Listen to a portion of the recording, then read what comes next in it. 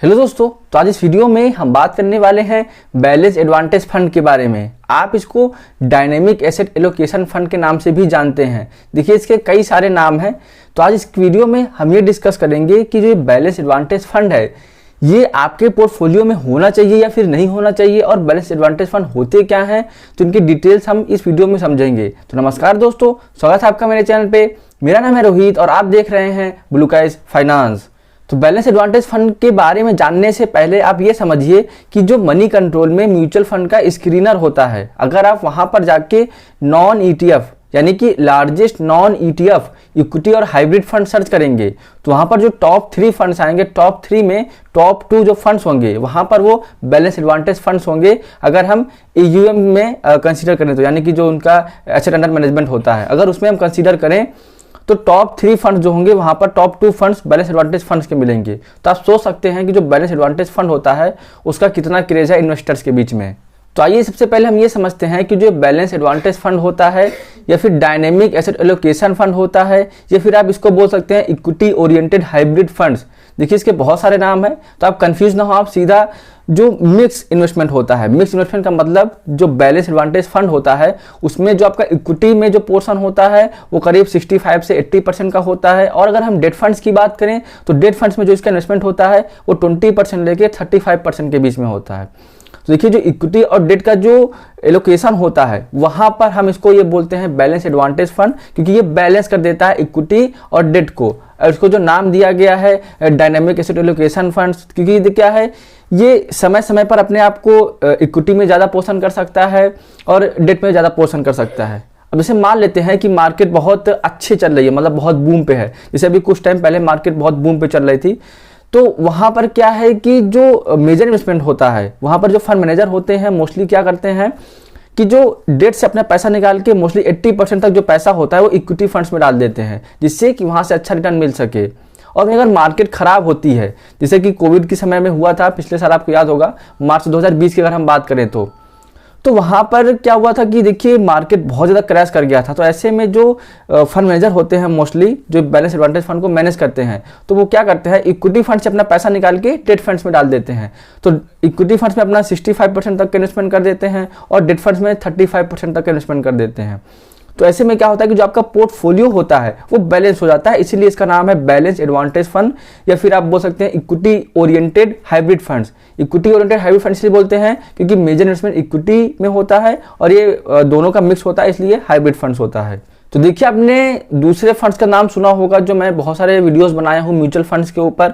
देखिए क्या होता है, जो अलग अलग AMCs में जो फंड्स होते हैं वो कुछ कुछ सिमिलर होते हैं। जैसे कि अगर हम टेक्नोलॉजी फंड्स की बात करें तो ICICI टेक्नोलॉजी फंड्स होता है, ICICI प्रूडेंशियल का, फिर यहाँ पर SBI का टेक्नोलॉजी फंड होता है।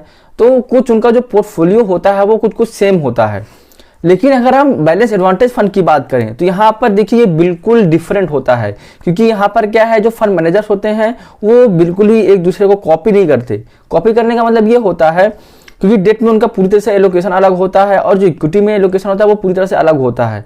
तो इसीलिए अगर आप बैलेंस एडवांटेज फंड में इन्वेस्टमेंट करने जाते हैं तो वहाँ पर बहुत टफ होता है अगर आप अलग अलग AMCs के अगर आप फंड्स को देखेंगे तो। और देखिए, जो बहुत सारी AMCs होती हैं जो बैलेंस एडवांटेज फंड को मैनेज करती हैं वो ट्रेडिशनल तरीके से काम करती हैं। ट्रेडिशनल तरीके से प्राइस टू अर्निंग रेशियो कैसा है, प्राइस टू बुक रेशियो कैसा है, तो ये सब देख के काम करती हैं। अब उनको अगर ये लगता है कि किसी भी स्टॉक का अगर वैल्यूएशन ज़्यादा है तो वहाँ से अपनी जो पोजीशन होती है वो रिड्यूस कर लेते हैं। और उनको लगता है कि यहाँ से इसकी वैल्यूएशन अभी कम दिख रही है, मतलब स्टॉक की जो प्राइस है वो अभी कम दिख रहा है, तो क्या करते हैं वहाँ पर अपना जो एलोकेशन होता है वो ज़्यादा कर देते हैं।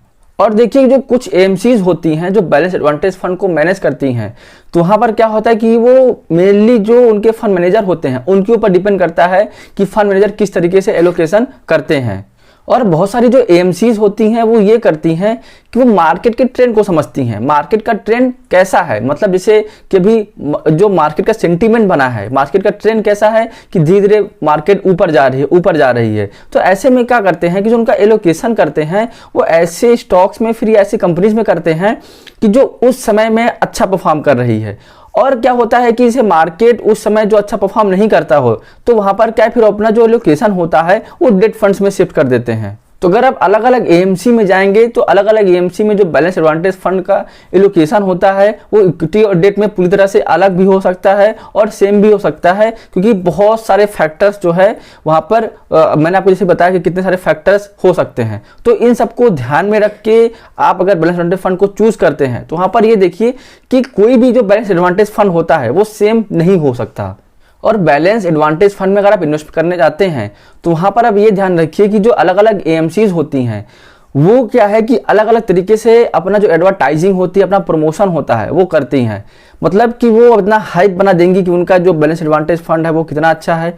जैसे कि अभी एक एसबीआई का जो बैलेंस एडवांटेज फंड आया था कुछ महीने पहले की बात है, तो वहां पर देखिए जो एनएफओ आया था वहां पर करीब 14,000 करोड़ का एनएफओ में उनका इन्वेस्टमेंट आया था। तो आप सोच सकते हैं कि वो इतनी तेजी से इतना बढ़िया से वो मार्केटिंग करते हैं, एडवर्टाइजिंग करते हैं कि लोगों को लगता है यार बस यही फंड बहुत अच्छा है, बस इसमें इन्वेस्टमेंट करना चाहिए। तो देखिए आप जो एडवर्टाइजिंग और मार्केटिंग में ना जाके आप किसी फंड मैनेजर का सहारा ले सकते हैं, या फिर आप जो आपके कोई कह सकते हैं कि फाइनेंशियल एडवाइजर हैं उनका मदद ले सकते हैं। क्योंकि अगर आप बैलेंस एडवांटेज फंड में जाते हैं तो यहाँ पर आप को एनालिसिस करने के लिए बहुत सारी चीजें आनी चाहिए। आप सिर्फ उनका रिटर्न देख के या फिर उनका पोर्टफोलियो देख के आप उसमें इन्वेस्टमेंट नहीं कर सकते। और देखिए अगर आप बैलेंस एडवांटेज फंड में इन्वेस्टमेंट करने जाते हैं तो आपको देखिए यहाँ पर ये ध्यान रखना है कि आप यहाँ पर जो सेम टू सेम जो पीयर्स होते हैं वहां पर आप कंपैरिजन नहीं कर सकते, क्योंकि इनका जो रिटर्न होता है वो सेम नहीं होता। क्योंकि देखिए इक्विटी में डेट में उन दोनों का जो है ट्रांसफर होता रहता है, मतलब स्विचिंग होती रहती है कि कभी 65% हो गया इक्विटी में, कभी 70%, कभी 75%, कभी 80%। और अगर दूसरा कोई एएमसी होती है तो वहां पर वो ये कर सकते हैं कि वो 80% स्टार्ट कर सकते हैं, वो 65% तक आ सकते हैं, या फिर डेट में वो अपना एलोकेशन 35%, 20%, 30% कर सकते हैं। तो देखिए यहाँ पर क्या है कि जो एक दूसरी एएमसी से कंपेयर करना बहुत मुश्किल होता है, या फिर आप कंपेयर कर ही नहीं सकते अगर आप बैलेंस एडवांटेज फंड का कंपेयर करने जाते हैं। क्योंकि देखिए इक्विटीज फंड में जो होता है, इक्विटी फंड्स जो होते हैं वहां पर क्या है कि आप जो है कंपेयर कर सकते हैं आसानी से, क्योंकि वहां पर पूरी तरह से एलोकेशन मतलब फिक्स होता है कि हाँ कौन कौन से इक्विटीज में मतलब कौन कौन से जो सेक्टर होते हैं वहां पर इन्वेस्टमेंट होता है। लेकिन यहाँ पर बिल्कुल ही सब कुछ डिफरेंट होता है, इसीलिए आप दूसरे फंड्स से कंपेयर करना बहुत मुश्किल है यहाँ पर। तो आइए अब हम ये समझते हैं कि क्या आपको सच में बैलेंस एडवांटेज फंड की जरूरत है या नहीं, मतलब आपके पोर्टफोलियो में उसकी जरूरत है भी या नहीं। तो देखिए अगर क्या है कि मार्केट गिरता है बहुत तेजी से या फिर मार्केट बहुत तेजी से बढ़ता है तो क्या होता है कि आपका जो इन्वेस्टमेंट होता है, जो आपकी मार्केट में जो गिरावट होती है और जो आपके पोर्टफोलियो में गिरावट होती है तो थोड़ा डिफरेंट होता है, क्योंकि मार्केट प्योरली इक्विटी होता है और आपका जो पोर्टफोलियो है वो प्योरली इक्विटी में नहीं होता, वहां पर आपका डेट फंड्स में भी होता है। तो अगर मार्केट बढ़ता है बहुत तेजी से तो आपको इक्विटी वाला रिटर्न भी नहीं मिलेगा, और मार्केट गिरता है तो आपको इक्विटी वाला जो गिरावट आती है वो भी आपके पोर्टफोलियो में गिरावट नहीं आएगी। देखिए से बहुत सारे पॉइंट्स हो सकते हैं जो आपको ये निर्भर करेगा कि आपको सच में बैलेंस एडवांटेज फंड की जरूरत है या नहीं। तो चलिए हम ऐसे कुछ पॉइंट डिस्कस करते हैं। तो देखिए अगर आप शॉर्ट टर्म के लिए इन्वेस्टमेंट करने जाते हैं, शॉर्ट टर्म यानी कि 3 साल या फिर 3 साल से कम के लिए इन्वेस्टमेंट करने जाते हैं, तो देखिए आप ये ध्यान रखिए कि से बहुत सारे फंड्स हैं जो 3 साल में भी निगेटिव रिटर्न्स दिए हैं। तो आप इस बात का जरूर ध्यान रखें कि अगर आप 3 साल या फिर बहुत थोड़े टाइम के लिए बैलेंस एडवांटेज फंड को चूज करते हैं तो आपके दिमाग में ये पॉइंट जरूर होना चाहिए कि आपका रिटर्न निगेटिव में जा सकता है। अगर आप एग्रेसिव इन्वेस्टर नहीं हैं तो आप फिर 3 साल के लिए तो बिल्कुल इस फंड से दूर रहें, क्योंकि यहाँ पर आपको रिस्क बहुत हो सकता है।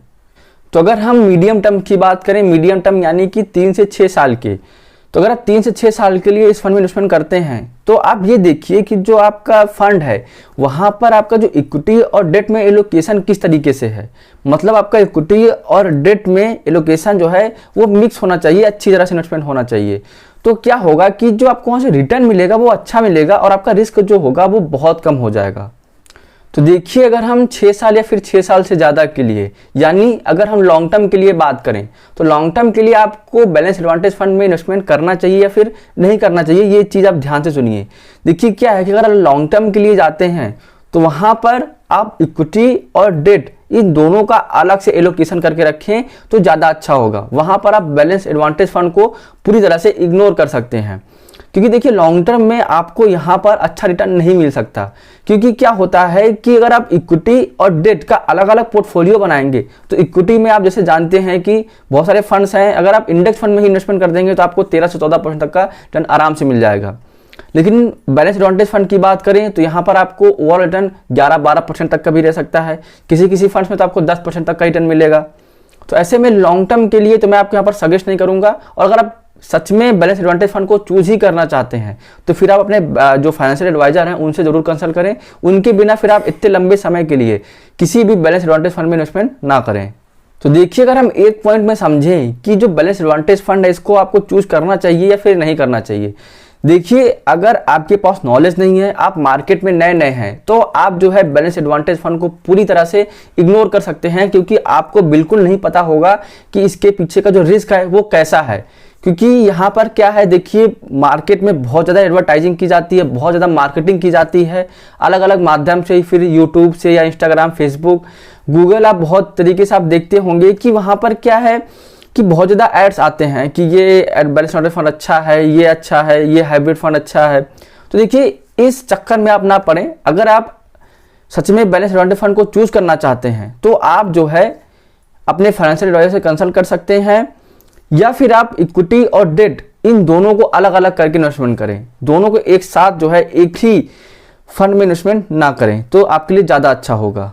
तो आई होप आपको ये बैलेंस एडवांटेज फंड का वीडियो पसंद आया होगा। अगर आपको ये वीडियो पसंद आया हो तो आप वीडियो को लाइक कर सकते हैं। अगर आपको ऐसे ही म्यूचुअल फंड रिलेटेड वीडियोस चाहिए तो आप मेरे चैनल को सब्सक्राइब कर सकते हैं। तो आज के लिए इतना ही, मिलते हैं अगले वीडियोस में।